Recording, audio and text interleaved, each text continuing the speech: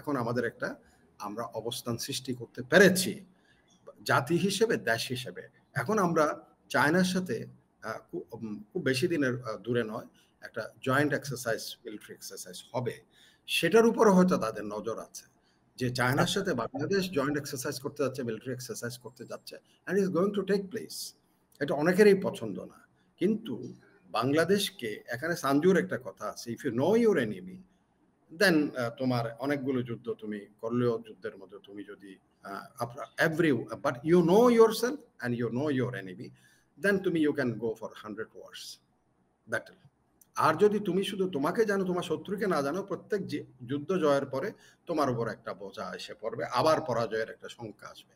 তুমি যদি তোমাকেও না জানো, তোমার শত্রুকেও না জানো, in every battle you will be succumb, তুমি ধ্বংস হয়ে যাবে প্রত্যেকটা ইয়েতে।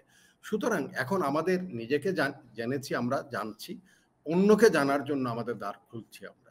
সেখানে অনেক ধরনের বাধা আসবে, বিভিন্ন জন এসে প্রেশার ক্রিয়েট করবে। হ্যাঁ, এক সময় এরা চায়নার উপরেও গেছে, এখন চায়না তো ইজ ড্যাম কেয়ার। তাদের অ্যাডমিরাল ওয়াল বলতেছিলেন যে ড্যাং শিয়াওপিং এর পলিসি যে you remain quiet, prepare yourself, don't show that you are having something, your muscle, you don't show your muscle. So যখনই তোমার সুযোগ আসবে তখন তুমি তোমার অবস্থানটা জানান দিতে পারো দ্যাট ওয়ে। এবং বলা হয় যে এখন কিসিঞ্জার একটা বইতে উল্লেখ করেছেন যে আমেরিকা চলতে চাচ্ছে কত দ্রুত লাভ দিয়ে রাজাকে চেস, যেটা দাবা খেলা, আর চাইনিজরা দাবা খেলা খেলে না, তারা প্রত্যেকটা গুটিকে আস্তে আস্তে আস্তে চেলে নিয়ে এমন অবস্থা সৃষ্টি করে রাজা নিজেই বলে যে আমি আর নাই। সো সুতরাং there is a difference between